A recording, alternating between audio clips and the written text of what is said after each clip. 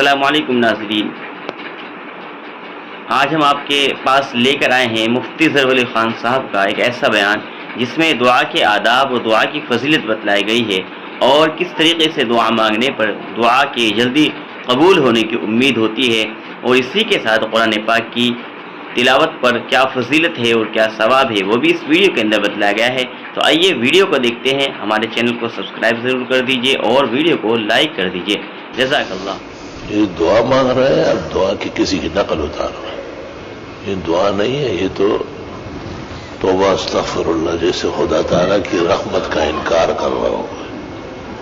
حدیث میں نہیں ہے کہ تم دونوں ہاتھ کھول کے اللہ سے مانگو، سر نیچے کرو، تمہیں شرم آنا چاہیے، اللہ دونوں ہاتھوں کے لیے رحمت بھیج رہا ہے۔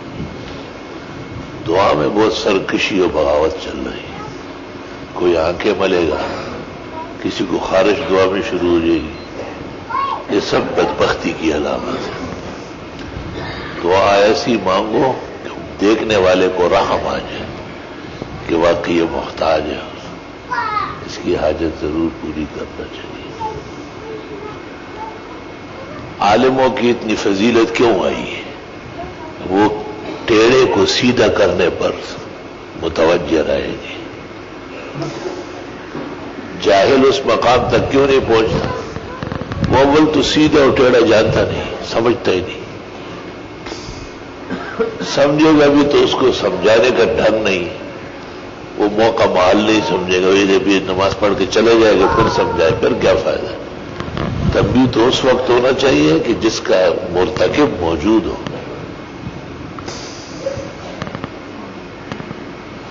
دونوں چیزیں برابر چلتی ہیں۔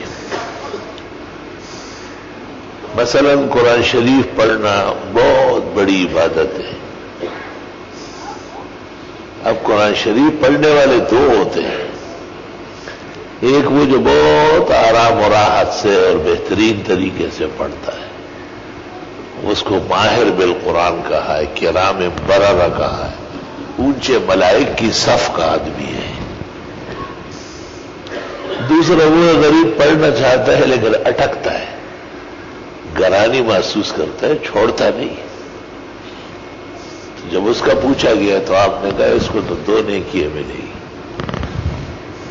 پہلے پیغمبر نے بات سمجھ لی اس کی، کہ غلط نہیں پڑھنا چاہتا ہے کہ آپ کہیں کہ غلط پر مل رہا، غلط پہ نہیں ملتا، پڑھنا ہے، صحیح پڑھنا ہے، چھوڑنا نہیں، زندگی بھر پڑھنا ہے، پھر بھی گرانی اور دقت ہے، تو فرمایا دو نیکیاں ہے، ایک مشقت کی نیکی ہے اور ایک تلاوت کی نیکی ہے۔ دیکھو محروم نہیں ہونے دیا اس کو، کیونکہ سیکھنے میں لگا ہوگا۔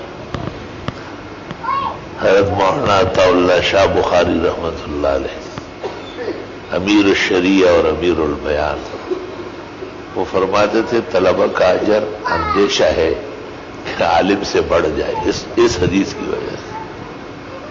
لہو اجر و مشقتی ہی لہو اجران، اجر و مشقتی ہی و اجر و تلاوت کی۔ اب دیکھو قرآن کریم کے ایک حرف پر 10 نیکیاں ہیں۔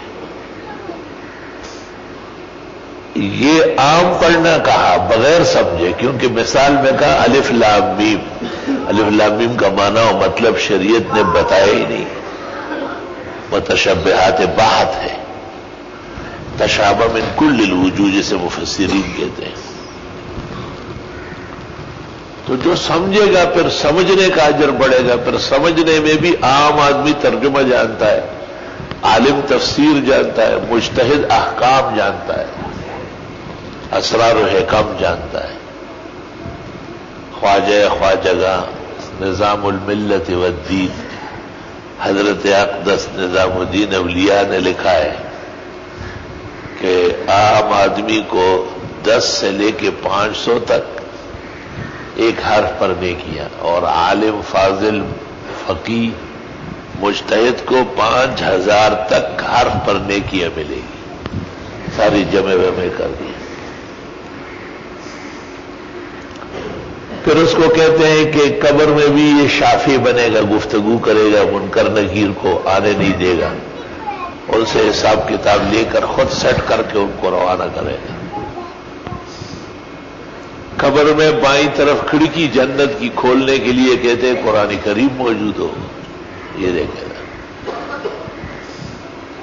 قیامت کے دن حق تعالیٰ کے سامنے جو باتیں کرے گا وہ قرآن مجید ہوگا کیونکہ وہ اللہ کا کلام ہے. جنت میں ہر حرف پر کہا جائے گا کہ اور درجے آپ کے اور آیتیں پڑھو اور پڑھو اور پڑھو. 6666 آیات ہیں. اتنے درجات اس کے جنتوں میں ہوں.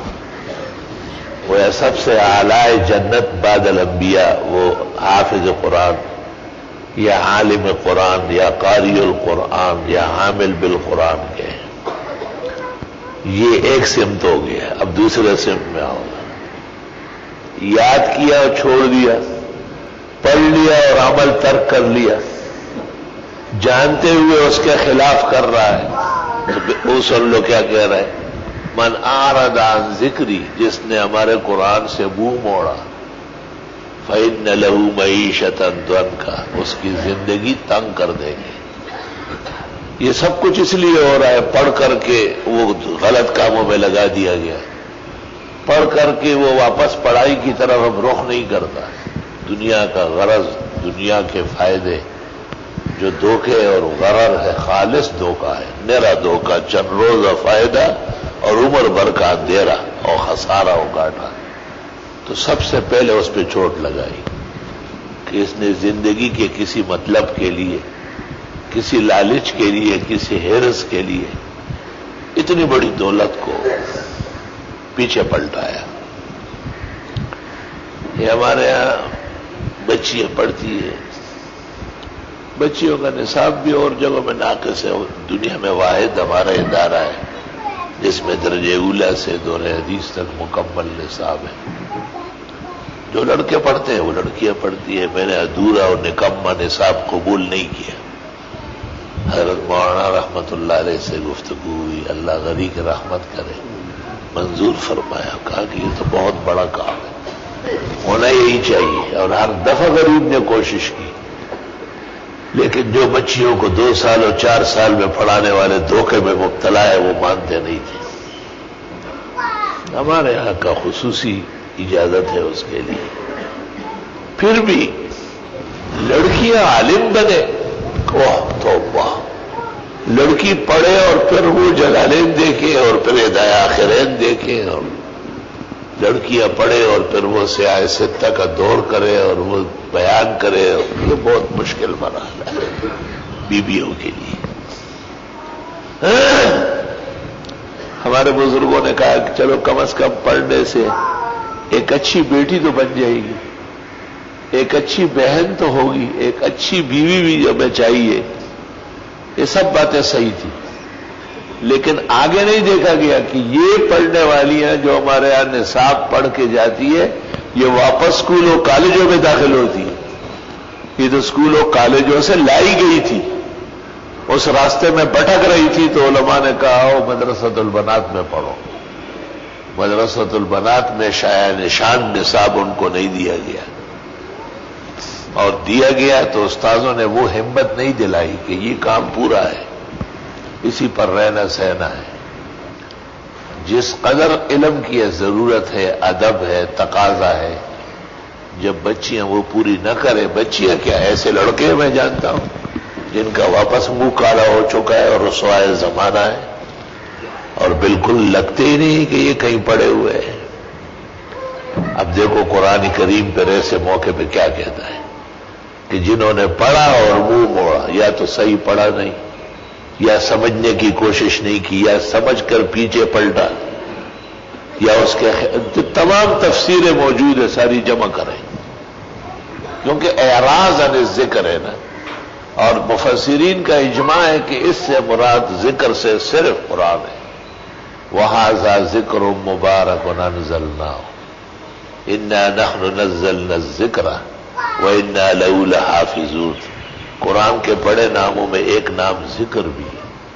ذکر کا مطلب یہ کہ ہمیشہ یاد رہنا چاہیے، ہمیشہ متوجہ رہنا چاہیے، ہمیشہ زندگی کا مشعل رہے، ہمیشہ روح کی طرف تابان رہے، منور معطر رہے، ہمیشہ آدمی اس کی خدمت میں مصروف رہے. یہ ذکر ہے.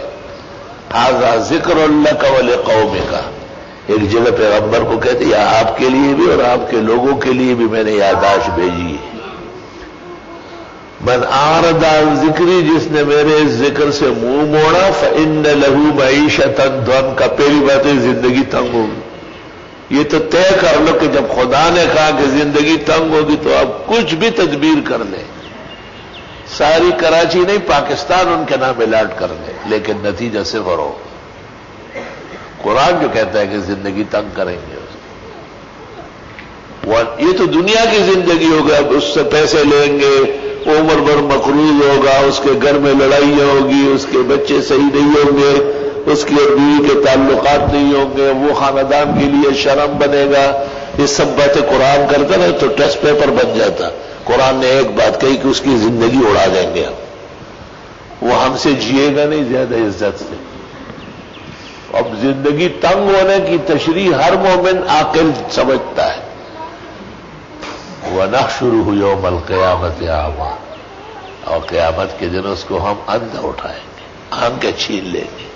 انہی آنکھوں سے اس نے قرآن دیکھا تھا، انہی آنکھوں سے اس نے قرآن مجید کو غور سے پڑھا تھا اور پڑھنا تھا، انہی آنکھوں سے اس نے قرآن والوں کو اور قرآن چھوڑنے والوں کو دیکھا تھا اور کوئی فرق نہیں کیا۔ تو زندگی میں آنکھیں تھی، قیامت میں اٹھے گا تو اندھا اٹھے گا۔ قال رب لم حشرتنی اعمی، کہے گا خدایا میں تو آنکھوں والا تھا، مجھے کیوں اندھا اٹھایا وقت کنت بصیرا۔ قال کذالک اتتک آیاتنا، ہماری آیتیں بھی آپ کو اپنے پاس آئی تھی۔ کذالک اتتک آیاتنا فنسیتها، آپ نے سب نظر انداز کی۔ وکذالک الیوم تنسی، اس طرح ہم بھی آپ کو آج رحمتوں سے نظر انداز کر رہے ہیں۔ استغفر اللہ واتوب الیہ، الحمدللہ رب العالمین۔ نستغفرک اللہم ونسألک السلام علیکم، لا الہ الا اللہ وحدہ لا شریک لہ، لہ الملک ولہ الحمد وہو علی کل شیء قدیر۔ خدایا خیر و عافیت فرما۔ یا اللہ ہمارے حافظ بچے، قرآن پڑھنے والے بچے، بھائی بہنیں اور علوم پڑھنے والے، یا اللہ ان سب کو علم سے لگائے رکھے۔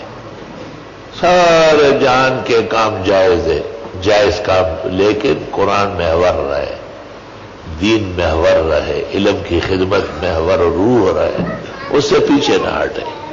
ساری نعمتیں، سارے شکرانے وقت وقت پر عطا ہوں گے۔ خدا اس سلسلے میں نفس و شیطان کے ورغلانے سے اور دھوکہ دہی سے اور وقت حاضر کی رنگ رلیوں سے محفوظ فرما۔ خدایا مسلمانوں کی پریشانیاں دور فرما، قرآن کی طرف متوجہ فرما، طلب عزیز کو اپنا پختہ پختہ کرنے اور علوم پڑھنے کو بہت بڑی دولت سمجھنا نصیب فرما، اور ان کے ساتھ اس جیسے سلوک و احسان فرما۔ کمی کوتاہی، بشری خطیات، تقصیرات ہم سب کی خدایا معاف فرما۔ صلی اللہ علیہ وسلم۔